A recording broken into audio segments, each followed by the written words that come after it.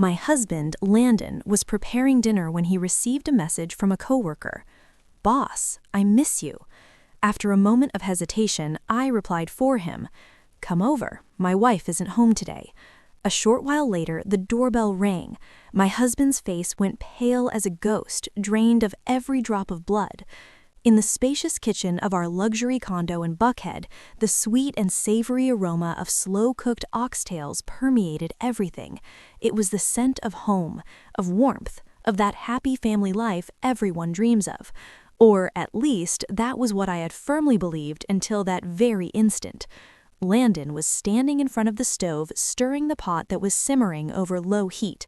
He was wearing the navy blue apron I gave him for our wedding anniversary while humming an old R&B love song. Seen from the back, Landon was the perfect image of a successful man, a consummate professional who also knew how to take care of his family. He always told me that a man making money out in the world is an obligation, but cooking at home for his wife is a privilege. I was sitting at the kitchen island flipping through an architectural digest, but my mind was elsewhere. The warm yellow light illuminated the marble countertop where Landon's brand new iPhone lay in silence. Its black screen was like a bottomless abyss, hiding secrets that not even I, his wife, the person closest to him, had ever suspected. Landon turned around with a radiant smile on his handsome face. The fine lines starting to appear around his eyes only added to his charm. He asked me to taste the gravy to see if the seasoning was right, then went back to focusing on his complex blend of spices. It was right at that moment. The phone screen on the counter suddenly lit up soundlessly, but with a cold blue flash indicating a WhatsApp message. My eyes instinctively darted toward it. The phrase that appeared on the lock screen was short, but it was enough to bring the peaceful world I had worked so hard to build crashing down in a single blow. Sender, Jenna, intern content. Boss, I miss you. Just 4 words. I miss you. My heart didn't hurt anymore. That pain had died a week earlier when I held the bank statement in my hands. The only thing left now was deep contempt and a meticulously devised plan. I knew that name. She was the new intern who had joined Landon's department a few months ago. I remember Landon telling me about her once, praising her for being quick, polite, and eager to learn. What I didn't imagine was that her eagerness to learn would extend to her boss's husband. I took a deep breath, trying to calm my racing lungs. The rationality of a 30-something woman who had overcome countless hurdles to get to where she was didn't allow me to scream or break things. If I made a scene, Landon would invent some excuse, saying it was just a joke from an immature girl. I needed something more. I needed irrefutable proof, evidence they couldn't deny. Landon kept chopping vegetables. The rhythmic sound of the knife against the cutting board drowned out the wild beating of my heart. Quietly, I picked up the phone. The passcode was our wedding anniversary. What irony! He used the most important day of our lives as a shield for his dirty secrets. I typed in the 6 familiar digits, the screen unlocked showing the WhatsApp conversation with the unread message at the top. Without opening it to read, I quickly typed a reply. My fingers, cold and precise, glided over the virtual keyboard. "Come over. My wife isn't home today." I hit send. I watched the blue double check appear, and a faint smile drew across my lips. I took a screenshot of that brief exchange, sent it to my own phone, and deleted any trace from Landon's device. I wanted him to be completely oblivious when the show started. I placed the smartphone back exactly where it was, at the exact same angle. My hands were trembling slightly, not from fear, but from the repressed rage boiling in the deepest part of my soul. I looked at Landon's back. He was still the same man with the same devoted appearance, but now, in my eyes, everything was repulsive hypocrisy. He was playing the role of the perfect husband, but his mind was likely flying off to his young, pretty mistress. If he wanted to act in this farce so badly, I would make sure to direct the tragic final scene myself. I fixed my hair, composed my expression, and tried to return to my usual state of calm. The storm inside me remained hidden behind a serene gaze, waiting for the chance to level everything in its path. This was going to be a very long night. Landon served the steaming oxtails in a large serving dish and placed it in the center of the table. The intense aroma of allspice, thyme, and beef spread through the dining room. With a cloth, he meticulously wiped away even the smallest splash on the rim of the plate. Yesterday, that delicacy would have moved me to the point of hugging him. Today, however, looking at that stew was like looking at poison coated in sugar. He served me a plate of white rice, and picking the most appetizing piece of meat, placed it on top. With a warm, deep voice, he said, "Eat while it's hot, baby. I cooked the meat until it falls off the bone." He even bragged about going to 3 different markets to find the best cuts just to take care of me the way I deserved. I accepted the plate from my husband's hands, making a superhuman effort to keep them from shaking. I brought a piece of meat to my mouth and chewed slowly. It was incredibly tender, and the gravy had just the right kick I liked, but as I swallowed, I felt a bitter, nauseating taste, as if I were chewing ashes. I had to drink a large gulp of water to keep from gagging. I looked at the man sitting across from me. Landon ate with an appetite, offering me sides now and then and telling me funny stories from work. He talked about a new project, how the CEO had congratulated him and his plans for a promotion this year, but there wasn't a single mention of Jenna's name or that young intern. I wondered how a person could lead a double life with such mastery, being able to receive an "I miss you" from his mistress, and moments later play the role of the exemplary husband who adores his wife. Maybe during our 6 years of marriage, he had repeated that performance so many times that even I couldn't distinguish what was real and what was fake. I remembered our difficult beginnings. When we got married, we started with nothing in a small studio apartment on the outskirts of the city. Landon took my hand and swore he would work tirelessly so I would never lack anything, to get us a decent home, and he kept his promise. This luxury condo, all these comforts were the testimony of our joint effort. But it seems that as material abundance grew, people's hearts began to change too. Satiety gave way to base desires, and the devoted wife who once shared a simple sandwich with him now seemed flavorless compared to the fresh young women outside. Feigning being full, I put down my silverware. I said I was a little tired and didn't have much appetite. Landon immediately adopted a look of concern. He got up, walked to me, and put his hand on my forehead to check if I had a fever. His hand was warm, but as soon as it touched my skin, I felt a chill that soaked me to the bone. I turned my head slightly to dodge his hypocritical touch, excusing myself to get a glass of water. I glanced sideways at the clock on the wall. The shorthand was approaching 7 and the long one 12. Time was passing with a mocking slowness. From her office or her student apartment, it would take between 30 and 45 minutes to get here. I wasn't going to let this golden opportunity slip by. My wife isn't home today. That spell was more powerful than any invitation. When I returned to the table, Landon was clearing the plates. He told me to go to the living room and rest, that he would handle the cleanup. The image of my husband rolling up his sleeves to wash dishes, which I used to brag to my girlfriends, now seemed like another scene in his disgusting theater. I sat on the sofa and picked up the TV remote, but I didn't turn it on. My gaze was fixed on the front door, and my ears were tuned to any sound from the hallway. A fierce battle was waging in my mind. Part of me wished she wouldn't come, that it had all been a bad joke so I could keep fooling myself. But the other half, the colder and crueler side, yearned for the doorbell to ring as soon as possible. I wanted this pain to come out into the light in all its rawness, because an abscess only heals when it bursts, even if the scar it leaves is forever. Every minute passed with infinite heaviness. The sound of water in the kitchen ceased. Landon came out drying his hands with a towel and asked if I wanted some fruit for dessert. I shook my head and sketched a faint smile. It was surely a crooked, forced smile, but Landon didn't notice. He was too sure of his own perfection. Or maybe he had never cared enough about my mood to notice anything strange in my eyes. The clock struck exactly 8 p.m. The apartment was so silent you could hear the ticking of the second hand. Landon sat on the sofa opposite me and started reading the news on his phone with an expression of total tranquility.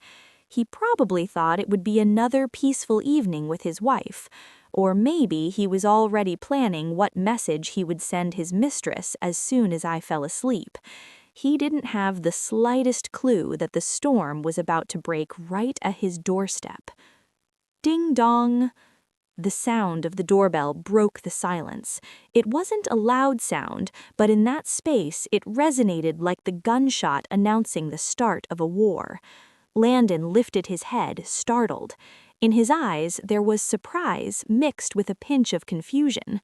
He looked at the clock, then the door, and muttered, "Who could that be at this hour?" Then he looked at me as if I had the answer. I remained motionless on the sofa, maintaining an almost icy composure. "Stay seated," I told him. "I'll get it." My voice was soft but firm, leaving him no room to move. I stood up and walked slowly toward the door. Every step on the hardwood floor sounded heavy, like the hammer blows driving the final nails into a coffin. My heart was pounding hard, not from fear, but with the strange excitement of a hunter about to trap their prey. I took a deep breath, fixed my posture, and put my hand on the knob. I turned the lock and opened the heavy wooden door. In front of me stood a young woman of petite build, well made up but with a face that hadn't yet lost its childish air. She was wearing a tight dress that highlighted her young figure, and in her hands she held a small box with a carefully packaged individual cupcake. The instant she saw me, the flirtatious smile drawing on her lips vanished, giving way to an expression of pure panic. Her eyes went wide as saucers, her pupils contracted in fear, and her face, previously flushed, turned as pale as paper. She froze, and her trembling hands almost dropped the cake box. She expected Landon to answer the door. She had surely imagined the scene, jumping into his arms, telling him in a honeyed voice how much she had missed him. But the raw reality that hit her head-on was the image of me, the lady of the house, his lawful wife, blocking the entrance with a gaze sharp as a knife. I said nothing immediately. I simply observed her terrified expression in silence. My silence made the atmosphere turn even more suffocating. Jenna stepped back half a pace, moving her lips as if she wanted to say something, but her throat seemed blocked, as if someone were strangling her. She looked toward the interior of the condo, and then back at me with the look of a thief caught red-handed. I heard Landon's steps behind me. "Who is it, babe? Why are you taking so long?" he asked. His voice plunged Jenna into even more confusion. She looked around as if seeking an escape route, but I wasn't going to let my prey get away that easily. I smiled. It was probably a smile more terrifying than weeping. And then I spoke. My voice was loud and clear enough for both the person inside and the one outside to hear, loaded with cold authority. "Hello, Jenna. Are you here to see my husband?" My question was like a bucket of ice water for Jenna and simultaneously a shock for Landon, who was approaching. I saw Jenna shudder. She realized she had fallen into a trap, but there was no turning back now. The door was open. The show had officially begun. Jenna was shrinking like a little bird that had accidentally fallen into an eagle's nest. She squeezed the cake box so hard her knuckles turned white. Stammering, she barely managed to articulate a few words to justify her inopportune appearance at those hours. She said she had heard Landon was sick, and since she was passing by the neighborhood, she decided to bring him a cupcake, hoping he'd recover soon so he could keep teaching her, the intern. A lie so clumsy that it was pathetic. I knew perfectly well that Landon wasn't sick, and that this gated community was so tucked away it was impossible to pass by unless you came on purpose. But I didn't correct her. The fun of the cat and mouse game consists of not killing the mouse immediately, but playing with it until it exhausts itself from pure terror. Maintaining a faint smile, I fixed my gaze on her face, which was changing color by the moment. Seeing that Jenna was trying to turn around to flee, I said with a voice cold as ice, "If you take a single step out of this hallway, tomorrow the entire company and your parents back down in the country will receive the photos and messages of you two. Come inside, let's talk calmly, and I'll let you keep a shred of dignity." Jenna stood rooted to the ground, trembling. She followed me reluctantly inside.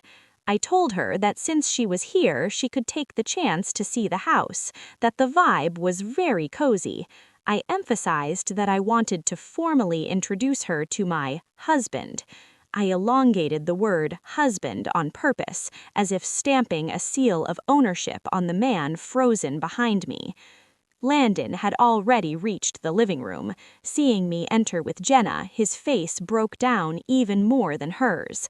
His eyes were bulging and his mouth hung open, but he was incapable of saying anything. The phone he held in his hand fell on the sofa.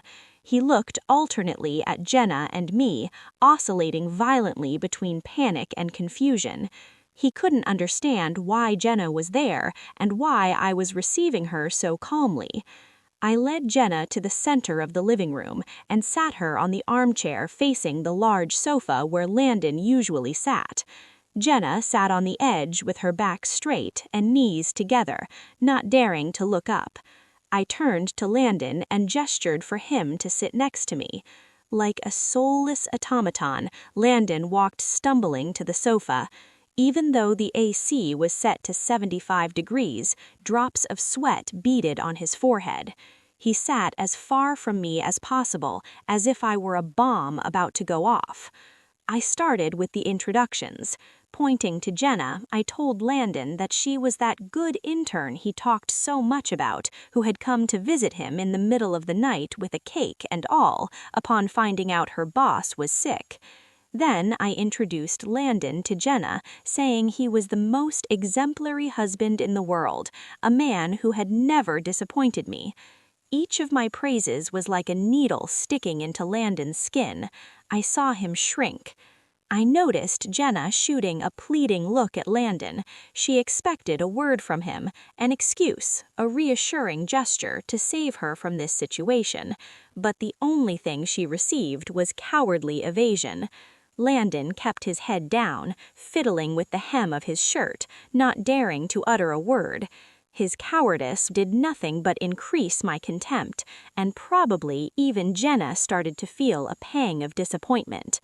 The man, who seemed so admirable and authoritative in the office, had turned, upon being discovered in his infidelity, into a pathetic little man who feared his wife more than a lion.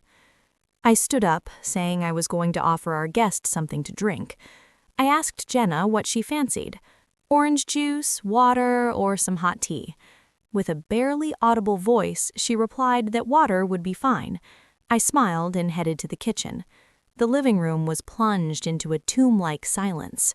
I knew as soon as I disappeared, those two would exchange panicked looks, but they wouldn't dare speak for fear I'd hear them. And that was exactly what I wanted, to let the terror eat away at their minds little by little. In the kitchen, I made noise on purpose, taking out glasses and plates so they knew I was still close, listening to everything. I opened the cabinet and passed right by the expensive Waterford crystal we used for important guests. My hand stopped at a pack of thin, disposable plastic cups, the kind you use for a cookout or see at a water cooler. I took one of those cups and filled it with tap water. The choice wasn't accidental. I wanted to belittle Jenna through the slightest detail. I wanted her to understand that her place in this house, in our life, was as cheap and provisional as that cup, an object you use and throw away, not worth keeping. I went back to the living room with a tray and placed the plastic cup with water in front of Jenna. For Landon and myself, however, I served tea in elegant fine china cups with gold rims. The stark contrast between the two types of vessels was evident on the glass table. Jenna looked at the plastic cup clashing with the luxurious table, and her face dyed a deep red from humiliation. She had understood the message. It was a wordless insult, but deeper and sharper than any slur. I sat next to Landon, this time deliberately gluing myself to him. I took his arm and rested my head on his shoulder with an affectionate gesture. Landon went stiff as a wooden doll, muscles tight with tension. Through his fine shirt, I could feel the frantic beating of his heart. The cold sweat kept sliding down his temples. I initiated the conversation with hypocritically social questions. I asked Jenna how the internship was going, if Landon was very demanding with her, if he didn't harass the interns. While I spoke, I caressed Landon's arm and shot him loving looks every now and then. Jenna replied in monosyllables, not daring to look directly at the tender scene unfolding before her eyes. In her gaze, envy, bitterness, and fear mixed. She was witnessing how the man she coveted belonged legally and completely to another woman. The sweet promises Landon must have whispered to her when they were alone became insignificant before this crushing reality. The air in the room was so thick it was hard to breathe. Not even the soft hum of the central air could dissipate this suffocating atmosphere. I felt like I was witnessing a tragic silent play where every actor strove to fulfill their role, with the difference that only I had the script and knew the ending. Suddenly, I changed the subject and turned to Landon with an excited voice. I brought up our vacation to St. Lucia for next month. I described an idyllic future with enthusiasm: the blue sea, the white sand, the romantic candlelight dinners. I added that we were looking at a lake house in the Blue Ridge Mountains to spend weekends growing our own garden and fishing, and that we were already planning how to take care of our parents in their old age. Each of my words was a dagger stabbing into Jenna's heart. She would realize she was completely excluded from Landon's life. The future plans, the assets, the long-term projects, all of that belonged to us as a couple. In that picture, there was no room for her. She was just a passing whim, a temporary pleasure for Landon. Landon remained sitting in sepulchral silence, neither confirming nor denying anything. He seemed to be sitting on hot coals, wishing this psychological torture would end as soon as possible. But I wasn't going to let him go that easily. I wanted to brand this horrible night into both their memories, so they'd feel a shiver every time they remembered it. I turned to Jenna and with a smile threw her a seemingly innocent question, but one loaded with meaning. "Jenna, as young and pretty as you are, I'm sure you have plenty of men chasing you. Me, on the other hand, I'm getting older. I have to hold on to this man so he doesn't get away. I'm scared someone might steal him in a careless moment. They say nowadays there are a lot of thirsty side chicks popping up like mushrooms after the rain, right?" Jenna started and lowered her head abruptly. She clenched her fist so hard her fingertips turned white. She knew perfectly well who I was referring to. The term thirsty side chicks, though pronounced lightly, was sharp as a razor and severed the last shred of her pride. The words resonated in the air, making the atmosphere even more uncomfortable. Jenna didn't dare answer my question. She mumbled something unintelligible and avoided my inquisitive gaze. I could see her fragile shoulders shaking violently despite her efforts to contain herself. The confidence and flirtatiousness with which she had arrived at my house had completely disappeared, leaving only the image of a sinner awaiting judgment. But I wasn't going to let them escape that easily. I turned to Landon and squeezed his arm a little tighter, my nails dug slightly into his skin through the shirt, reminding him of my powerful presence. I looked at my husband and, changing my voice to a honeyed tone, but maintaining a gaze sharp as a knife, I asked him about the lake house in Blue Ridge that we had gone to see last week. I spoke loudly and clearly, ensuring Jenna heard everything. I reminded him that our parents had loved the land, that it had good energy, and being near the river it was very cool. I added that my parents had promised to contribute $15,000 for the renovation as a gift for their future grandchildren. At the mention of children, I felt Landon's body tense. It was his weakest point. We'd been married for 6 years, but had postponed having kids until we reached financial stability. And now, when everything was ready, I discover this betrayal. But I brought up the topic of children on purpose. I knew it was the strongest anchor, the family and social legitimacy that a passing mistress like Jenna could never give him. I described with enthusiasm a happy family full of children's laughter. I said next year was perfect to try a baby, that at our age it was the ideal time, and I hoped it would be a boy. Then I turned to Jenna and asked her if she didn't think it was a wonderful plan. At the direct question, Jenna jumped, and the teaspoon she was holding dropped from her hands. The clinking of metal against the porcelain saucer rang sharp in the silence. She rushed to pick it up, and with a flushed face, she stammered, It's a great plan. I'm sure you'll be very happy." How ironic that forced blessing sounded from the rival's lips. I knew inside she was screaming, consumed by envy. She had come here hoping to make a space for herself in our life, but the only thing she had found was a firm declaration of a future where there was no room for her. The big assets, the solid family ties, the long-term plans, all of that formed an impregnable wall protecting this marriage, a wall that someone like her with nothing to offer could never tear down. I continued my psychological attack on the financial Frank. I told Landon, tomorrow I'll make the transfer for the down payment on the house, so sign the papers for the title change fast. I deliberately emphasized that the house would be in both our names. It was a declaration of sovereignty over our assets, a warning that everything Landon had was tied to me, and that if he left me, he'd lose everything. Landon, sweating buckets, nodded his head. He wished I would shut up, stop torturing him with those sweet words about the future that sounded more terrifying than a threat at knife point. He knew perfectly well the warning hiding behind every one of my words. Don't be an idiot and don't trade everything you have for a momentary pleasure. The conversation about the house and kids seemed to suck the last drop of vitality out of Jenna. She shrank into the armchair, hugging the glass of water with both hands, as if seeking warmth that had vanished long ago. I looked alternately at the thin plastic cup in her hands and the gold-rimmed cup in mine. Feeling a cruel pleasure, I lifted my cup, took a sip, and savored the subtle aroma of the high-quality green tea. I commented on how delicious the tea was, its clear and smooth taste.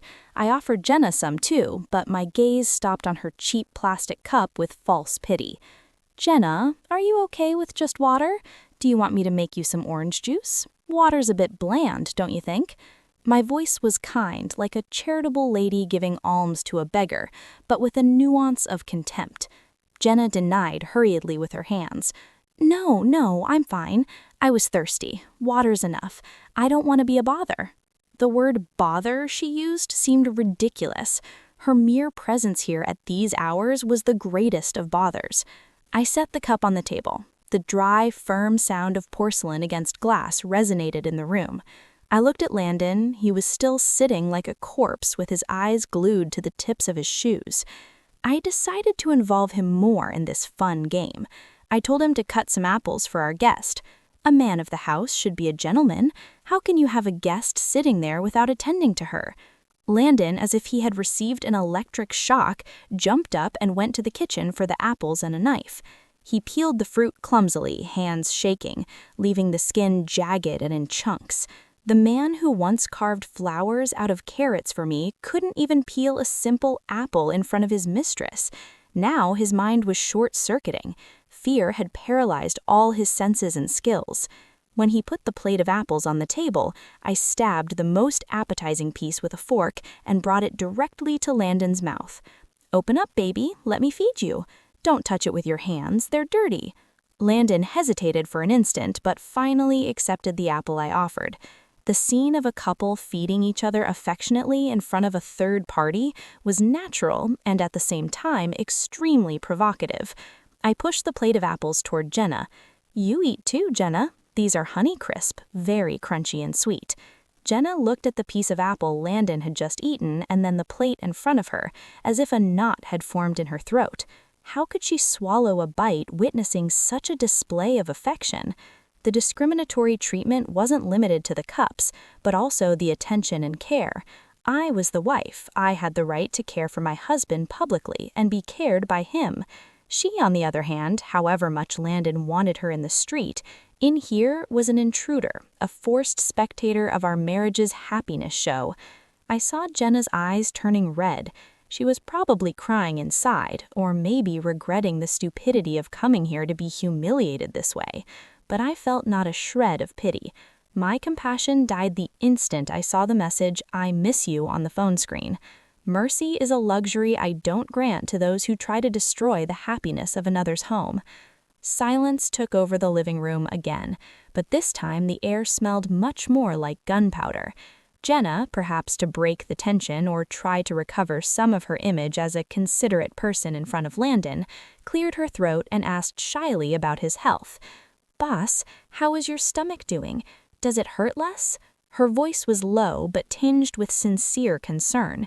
She even offered to ask her mother to send a jar of honey with black garlic from her hometown down south, which according to her was very good for the stomach. Hearing that, Landon's face turned livid. He denied hurriedly with his hands, saying he was fine, that it wasn't necessary.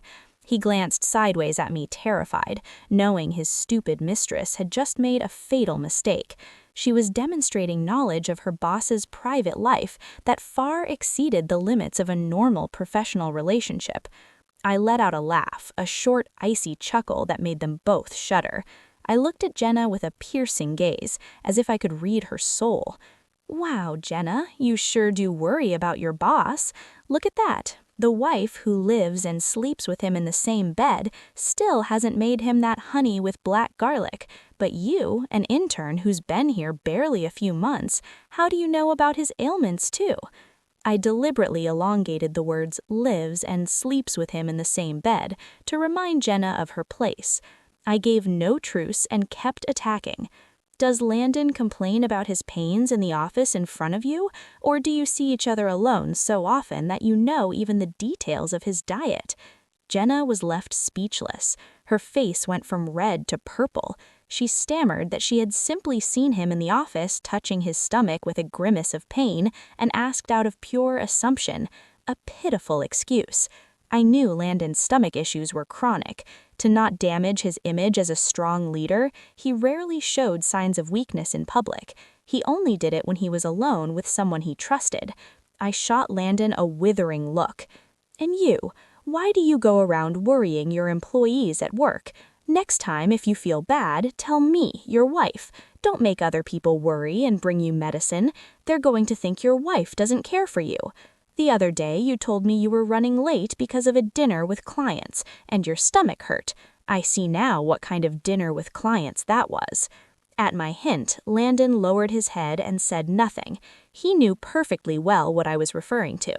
The night he used the work dinner excuse, he had actually dined with Jenna, and probably to gain the young girl's sympathy, had complained about his pains. I had just uncovered the hypocrisy of a coworker's concern and exposed the raw truth of their ambiguous relationship. Her excessive interest was proof that she had crossed the line, and I, as the wife, had every right to question and unmask that hypocrisy right here in my own house. The clock on the wall marked 9 p.m. The cat-and-mouse game had reached its climax. I felt it was time to deliver the coup de grace, a blow that would destroy the intruder's morale completely and serve as a final warning to my traitorous husband. I slowly took my phone out of my pocket and left it on the table. I slid my finger across the screen, pretending to check a message, and then sighed on purpose. The world is so complicated these days. The news talks about nothing but infidelity and scandals. My girlfriends tell me young girls these days are very bold. They send messages to other women's husbands as if they were their girlfriends, without the slightest shame. I paused and observed their reactions. Jenna remained motionless, but her breathing had accelerated. Landon was furtively wiping sweat from his forehead with a handkerchief. The tension was like a guitar string about to snap. I sharpened my voice even more and continued. "You know what, Jenna? Just the other day, I was home and my husband was making dinner, and suddenly a girl sends a message to his phone saying, "I miss you." Some nerve, don't you think? With the wife at home, daring to send a message like that? Was she challenging me? My words fell like lightning on Jenna. She looked at me with eyes wide as saucers, terror engraved in her pupils. She had understood everything. The "I miss you" message from a while ago, the reply, "Come over, my wife isn't home today." It had all been a trap, a perfect trap I had set myself, and she, like a stupid moth, had flown directly into it. Jenna's hands and feet began to shake uncontrollably. She looked at me as if she were seeing a monster. She realized the woman sitting across from her wasn't a docile and naive housewife, but a master of psychological warfare. I knew everything from the start, but had acted with total naturalness, inviting her in, serving her water, offering her cake, and then I kept ripping off the mask layer by layer until leaving her completely naked in her own shame. Landon, beside me, was also in shock. He turned toward me with a look of pure horror. He never would have imagined I had read that message and that I was twisted enough to lure Jenna here and humiliate her that way. My intelligence and cruelty sent a chill down his spine. He realized he had vastly underestimated his wife. I looked Jenna straight in the eyes. My gaze was cold and contemptuous. I didn't need to say anything else. My silence was the severest of sentences. I had revealed everything, but I hadn't pronounced her name directly yet. I wanted to see if she had a minimum of dignity left to withdraw on her own. It was the last act of mercy I would grant her before she left this house. Jenna couldn't take it anymore. The invisible pressure emanating from me, Landon's cowardice, and the cruel truth that had just been revealed crushed her will. Every second must have been torture for her, as if she were sitting in an electric chair. She hurriedly grabbed the purse she had left beside her. In her haste, the bag hit the chair with a dull thud. She jumped up, but her legs wobbled and she almost fell. Without daring to look me in the face, head down, she mumbled that she had to go. She made the excuse that something urgent had come up at home, that her mother had told her to come back right away, and that she was sorry she couldn't stay longer. Her voice was cracked, on the verge of crying. Without waiting for our reply, she headed for the door, running like a pursued thief. The cake box was left abandoned on the table as proof of the miserable failure of her visit. Landon made a move to get up, probably to walk her out or apologize, but I was faster. I put my hand on his thigh and squeezed hard, signaling him to stay put. My gaze hardened, warning him not to do anything stupid in this situation. Landon understood my message and stayed paralyzed, following Jenna's back with his eyes as she disappeared behind the door. I got up and followed her slowly to the entrance. I walked with calm and assurance in marked contrast to her nervousness. Jenna was trying to put her shoes on, but her hands were shaking so much she couldn't manage. I leaned against the doorframe with my arms crossed, watching her with a mixture of pity and contempt. When she finally managed to get her shoes on and was preparing to open the door to go out into the hallway, I called out, "Jenna." She stopped, dead, startled. She turned around with a scared, pleading look. She probably feared I'd make a scene in the building hallway, insult her, or grab her by the hair. But I didn't. My dignity didn't allow me to behave like a hood rat. I walked up to her and whispered in her ear, low enough so only we two heard it. My voice was soft as a breeze, but cold as ancient ice. "Next time you come to see my husband, call first. If you go wandering around here at this time of night, the neighbors might misunderstand and think something shady is going on in this respectable house. And remember this, Landon's wife isn't always out of the house." Hearing my words, Jenna's face was left without a drop of blood. She nodded repeatedly like a chicken pecking. She stammered a yes and ran toward the elevator. She pressed the button frantically as if she wanted to flee from there as soon as possible. Her figure, small, alone, and pathetic, was silhouetted against the bright hallway light. I watched her until the elevator doors closed, swallowing her whole. A faint smile drew on my lips. One down. The young prey had gotten a good scare. Now, not even if they paid her, she would dare approach my husband. But the war wasn't over. The main enemy, the one who had caused me the deepest wound, was still sitting in the living room.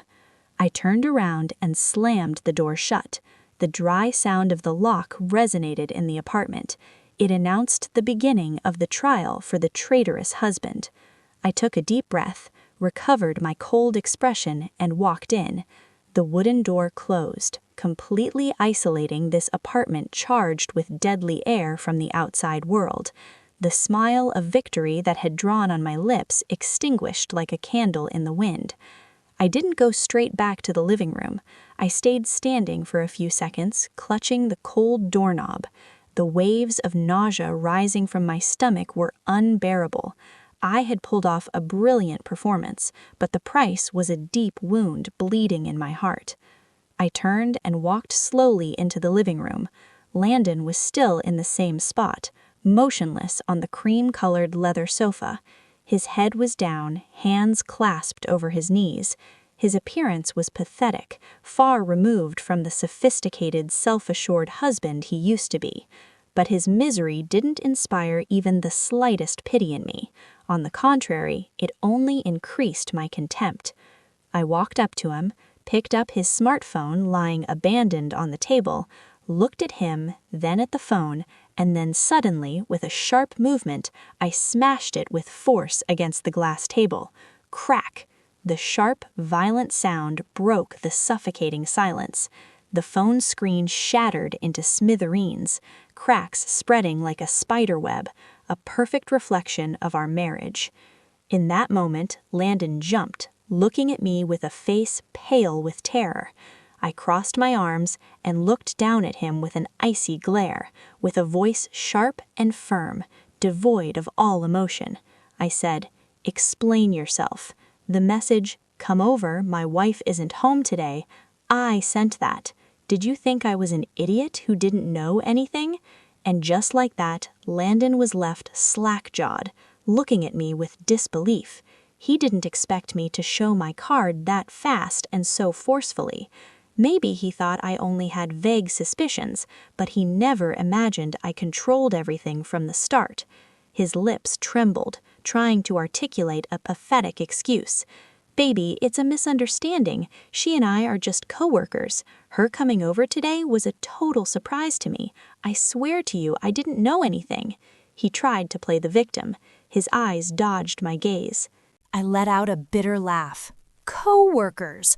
A co-worker sends you a message at 8 p.m. saying she misses you? A co-worker knows better than your own wife, your eating habits, and your ailments. A co-worker dares to come to your house thinking your wife isn't home? I moved closer to him, looking him straight in the face, and said, marking every syllable, "Don't take me for a fool. We've been living together for 6 years. I know you better than you know yourself. That furtive look, that jump when you heard the doorbell, that cowardly attitude in front of your mistress, everything gave you away." Landon lowered his head, not daring to reply. He knew that in the face of such evident truth, any lie was useless. His silence was the clearest of confessions. I felt immense disappointment. The man I had loved and trusted blindly was nothing more than a dirty liar, a coward incapable of taking responsibility for his actions. Landon's silence threw more wood on the fire of my anger. I didn't need his empty apologies. I wanted him to face the raw truth he had tried so hard to hide. I went to my purse, which was on a cabinet, and pulled out a stack of papers I had prepared that very afternoon. They were the proofs I had been gathering in secret for the last week, since I started suspecting. I threw the papers in his face. The white sheets flew and fell messily over the destroyed phone. Landon picked up a paper. His hands were shaking violently. It was a bank statement, the detail of the last 3 months.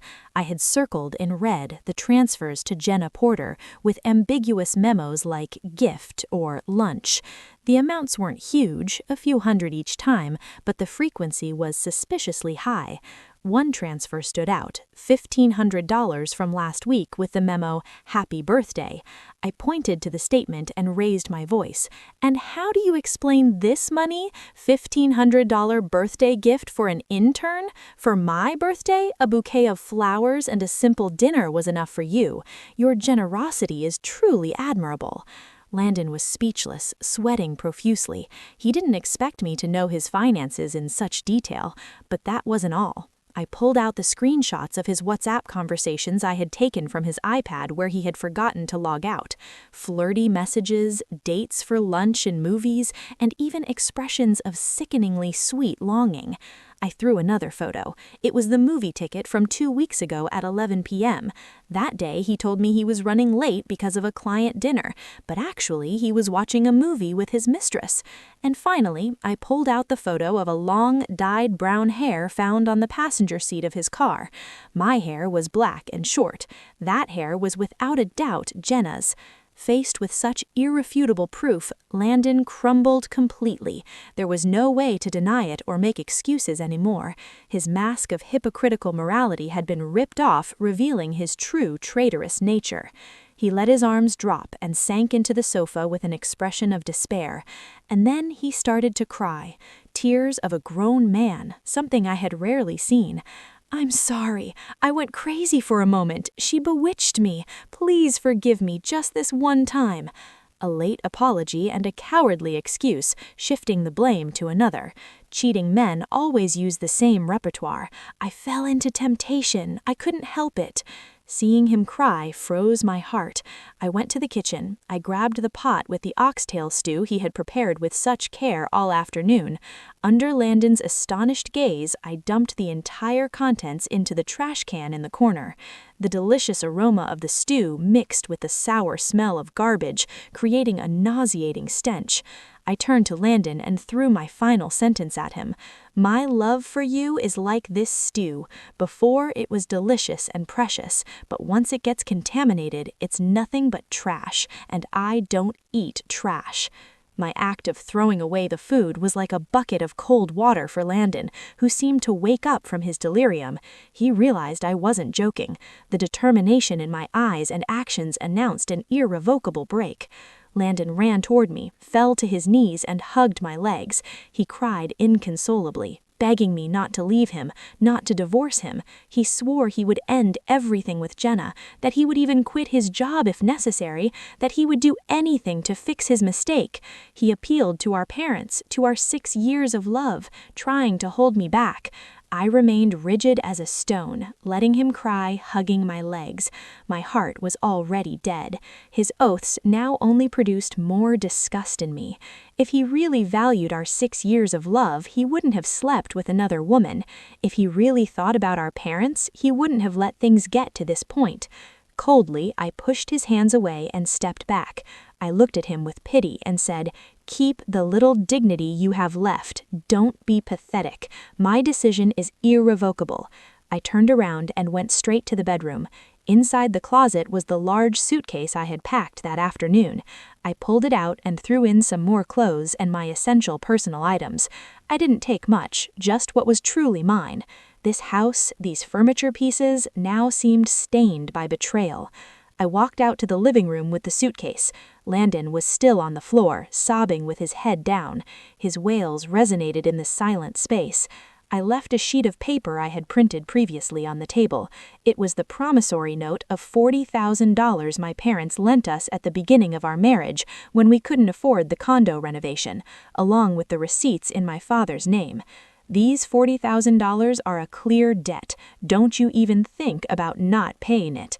When you sell the house, the first thing will be to settle this debt, and then we split the rest, I told Landon with an icy voice.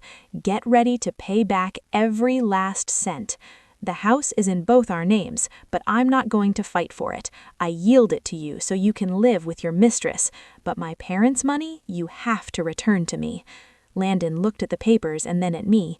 His look was pure despair. He knew he couldn't get that much money overnight, but I didn't care. It was the price he had to pay for his betrayal. I wanted him to feel the pain of loss to the marrow, both emotionally and materially. I dragged the suitcase toward the door. Before leaving, I took one last look at the house. What was our home had now become the tomb of my love. I opened the door and stepped out into the breezy hallway. The sound of the door closing behind me echoed once more, putting an end to 6 years of my youth with that shameless man. Without looking back, I walked with a steady step toward the elevator. A new life awaited me. It would be hard, but at least it would be clean and peaceful. The Uber traveled through the empty streets of the city night. Sitting in the back seat, I watched the streetlights pass fleetingly. My mind was blank, but strangely light. I didn't cry. The tears seemed to have dried up inside, crystallized into a sharp determination. I was heading to Gwen's apartment. My best friend since college, Gwen was a prestigious lawyer in the city, specializing in divorce and asset disputes. She was strong, decisive, and extremely intelligent. I had warned her ahead of time, so she was already waiting for me in the lobby when I arrived. Seeing me get out of the car with a gaunt face and dragging the suitcase, Gwen didn't ask me anything. She approached silently and gave me a tight hug. At that warm gesture of friendship, I was about to break down crying, but I held it in. It wasn't the time to show weakness. Gwen took me to her apartment. It was a small but cozy place, impregnated with the pleasant scent of lemongrass essential oil. She offered me a glass of hot tea and told me to sit down and tell her everything. And so I did. I told her everything, from the fateful message to the theater I staged to invite Jenna home, the confrontation with Landon, and my decision to leave. I spoke with surprising calm, as if telling someone else's story. When I finished, Gwen slammed her hand on the table with a dull thud. She let out a curse and told me I had done very well, that a cheating man is unforgivable, and that my way of handling the mistress had been top tier, civilized, but at the same time extremely cruel. Gwen began to analyze the situation from a legal perspective. She reviewed the evidence I had gathered, the bank statements, the messages, the photos. She nodded and said that with that, she had more than enough to win in court. She offered to take my case if Landon didn't accept a mutual agreement divorce. But Gwen told me that before getting to court, we had to teach that perfect couple a lesson they wouldn't forget for the rest of their lives. Divorce was my liberation, but true justice was punishing the traitor. She proposed a more subtle revenge plan. Instead of making a scene or exposing him on social media to become the city's gossip, we would attack what mattered most to Landon, his career and his reputation. Gwen instructed me to organize all the proofs into a single file. She said she would help me draft a whistleblower email to send to the management of Landon's company, a mortal blow to his finances and credibility. It would be 1,000 times more painful than a couple of slaps. I nodded, agreed. Our eyes met, and determination shone in them. That night would be the night we planned the final battle. The 2 days of the weekend passed in a terrifying silence. Landon didn't stop calling and sending messages, but I didn't answer. I turned off my phone and dedicated all my time at Gwen's house to preparing the special gift for my husband and his mistress. Gwen helped me draft the email. Instead of insults or defamation, we used professional, objective, and sharp language, as if it were an indictment. The subject of the email was short but forceful. Report on internal code of conduct violation and inappropriate relationship between team lead and intern. I scanned all the proofs, the WhatsApp screenshots with the risque conversations, the bank statements proving the use of his salary to buy gifts, the misappropriation of funds, the photo of the movie tickets during work hours as proof of professional negligence. Gwen organized everything into a single PDF file of over 10 megabytes, clearly noting dates, times, and places. Monday morning, the sky was gray, as if predicting a storm.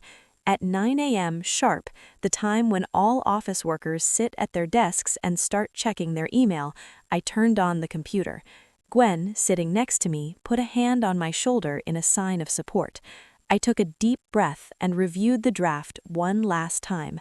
The recipient list included the CEO, the HR director, and the heads of the departments involved. I didn't send it in mass to the whole company. I didn't want to become cheap gossip. I only sent it to the people with the power to decide Landon and Jenna's fate. The mouse cursor stopped over the send button. My heart was pounding hard, not from fear, but from the tension of the decisive moment. A single click would completely change the lives of 3 people. Landon would lose his career he had built for 10 years. Jenna would lose the future that was barely starting to bloom. And I would put a period on a painful past to start a new page. I remembered Jenna's brazen look upon arriving at my house. I remembered Landon's cowardice, kneeling and asking for forgiveness. I remembered the oxtails thrown in the trash. The last shred of compassion left in my heart vanished. "Goodbye, ex-husband," I whispered to myself as I pressed firmly on the left mouse button. Sent. A short, cold notification appeared on the computer screen. The email loaded with the death sentence for Landon and Jenna's careers had been sent. I leaned back in the chair and let out a long sigh of relief. It was over. The arrow had already been allowed, and no one could stop it. Now I just had to wait for the storm to break over the traitors' heads. That Monday, the atmosphere at Landon's company must have been as suffocating as the night Jenna came to our house. According to an acquaintance who worked in the same department, my email caused a huge impact and spread like wildfire in a matter of minutes. Landon tried to feign normality upon arriving at work, but inside he must have been consumed by panic. At 10 a.m., the HR director called him into a conference room. There, they presented proofs that he had used the corporate card for personal expenses with Jenna and falsified receipts for business meals. It was embezzlement by the book, and he was suspended without pay pending a full audit. Landon stood up with his face pale as wax. He opened his mouth to try to excuse himself, to say it was a misunderstanding, slander, but the HR director raised a hand firmly, cutting him off. On the table, he left a thick folder with the printout of that very PDF file I had sent. Faced with such irrefutable proofs, Landon was left mute. 2 security guards approached and asked him to gather his personal items and leave the office immediately. Everyone was stunned to see how the man, who till then was a respected team lead, was escorted out of the company like a criminal. Landon walked in silence, head down, amidst the murmurs of people watching him. That public humiliation would mark his career with an indelible stain. I, from Gwen's house, received the news by phone without feeling the slightest emotion. I didn't laugh with satisfaction, nor did I feel pity. It was the price of betrayal. When he trampled on our marriage and chased his desires, he himself had signed the death warrant of his career. 3 days later, his termination was made official.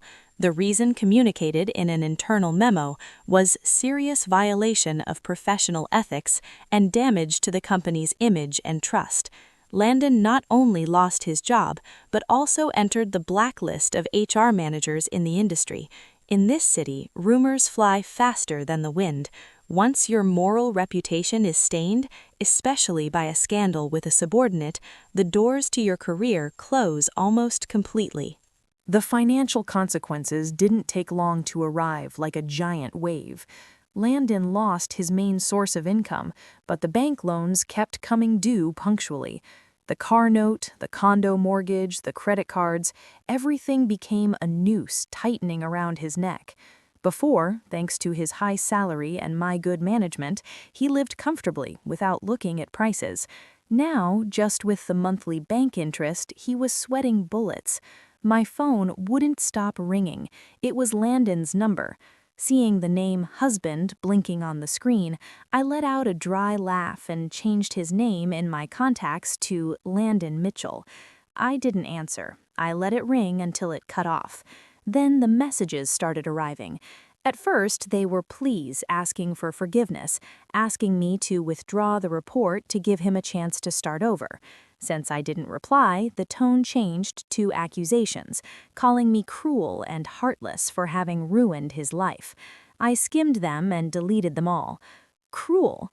When he was in bed with another woman while I waited for him at home with dinner ready, did he think about the word cruelty?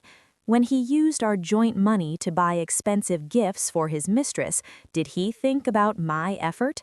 I had only claimed what was fair for me. Even his parents, who lived down south, called me. My mother-in-law, crying, insulted me, calling me a bad wife, the one who had destroyed her husband and her family. She said it was normal for a man to have an affair, that a woman should endure it to keep peace in the home. Hearing that, I felt a bitter resignation for the fate of women. I told my mother-in-law calmly that I couldn't live with a traitor and hung up. I also blocked the numbers of his entire family. I didn't want to hear any more lectures on hypocritical morality. Landon had lost everything, literally everything. Wife, family, career, reputation, and now he was drowning in debt. He would wander through that large but empty apartment, facing the four walls and overwhelming loneliness. It was the fairest punishment for someone who hadn't valued what he had. Jenna's fate wasn't much different. As soon as Landon was suspended, she was also called to HR. She entered the room with swollen eyes and a gaunt look, far from the secure and flirtatious image of that night. The decision to terminate her internship contract was immediate. The reason? Violation of internal conduct rules and detriment to the work environment. Jenna cried, begged for a chance, said she was young and had fallen into temptation. But in the ruthless corporate world, those naive excuses are useless. She was in a major corporation. Being fired dishonorably meant the doors to her future had closed halfway. Worse than losing the job was the contempt of her peers. The story of the brazen mistress who challenged the legitimate wife became the hottest topic in the anonymous company chats. When Jenna was packing her things in a cardboard box, no one approached to talk to her or help her.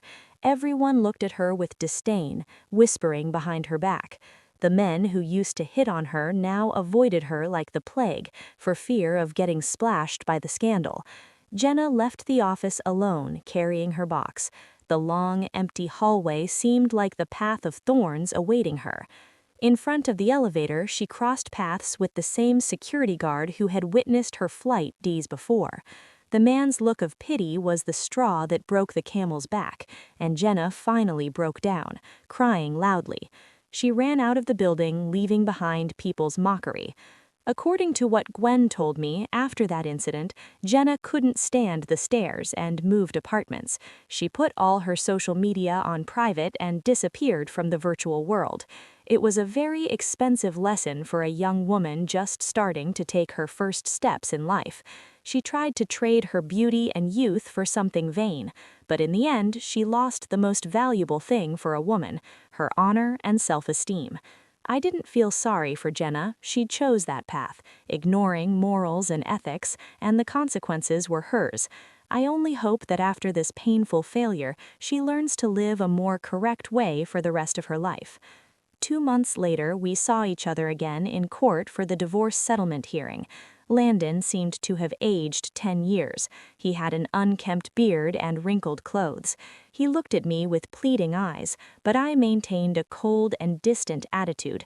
Gwen accompanied me as my lawyer. Her presence, professional and sharp, intimidated Landon even more.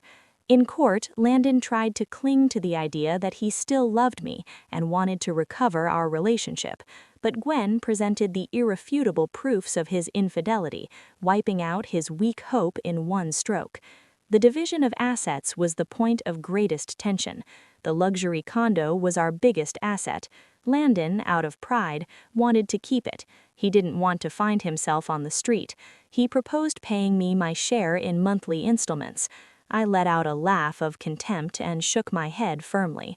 I wasn't going to allow any financial link to tie me to my ex-husband.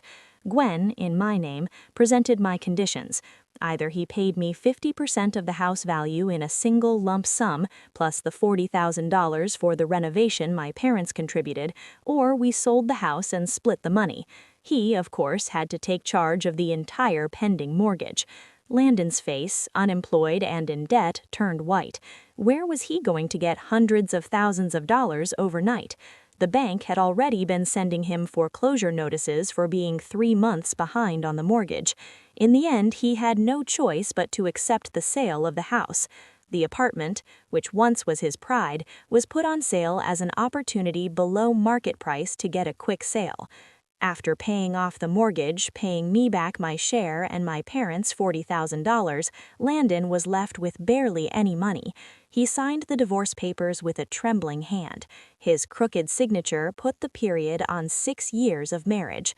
He walked out of the courthouse empty-handed, both literally and figuratively, without a house, without a car, he had already sold it to pay debts, without a wife, and without a job. He stood alone in the sunny courtyard of the courthouse, watching in silence as I left in a cab. The price was very high, but it was entirely his fault. I received the money from the house sale and the asset division. It was a considerable sum, enough to start a new life. Instead of a big apartment like before, I chose a smaller, cozy condo in a quiet neighborhood full of trees. I decorated my new home to my taste. Gone were the ostentatious, flashy furniture pieces to satisfy Landon's vanity. In their place, I put soft beige tones, fresh plants, and a simple solid wood bookshelf.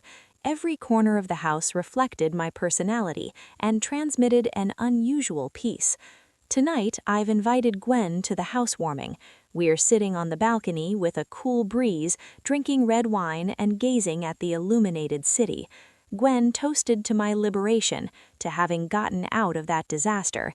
I smiled and clinked my glass with that of my valuable friend. Without her strength and determination, I probably wouldn't have weathered this storm with such fortitude. My phone vibrated with a notification. My direct deposit hit. I've been promoted to team lead after successfully leading a major project. The intense work has helped me gradually distance myself from the pain of the past. I opened Facebook and saw a message from a stranger. Her profile picture was a sunflower in full bloom. She was thanking me. Turns out, Gwen had shared my story anonymously on a women's forum to alert others, changing all names and personal details. The woman told me that reading my story had given her the courage to leave her husband, who had been mistreating her and cheating on her for years. Reading the message, I felt a strange warmth in my heart. My pain hadn't been entirely useless. It had become motivation and a lesson for other women navigating a sea of suffering. I took a deep breath, enjoying the fresh air of the autumn night. The past remained closed behind the courthouse doors. Now before me extends a wide sky full of hope. I'm Sasha. I'm 32 years old. I'm single, independent, and happy. I smiled and took a sip of wine. The bitter taste of the wine and the sweet aftertaste it leaves in the throat resemble my life. Now I suppose you have to go through the bitterness to be able to savor the sweetness of freedom.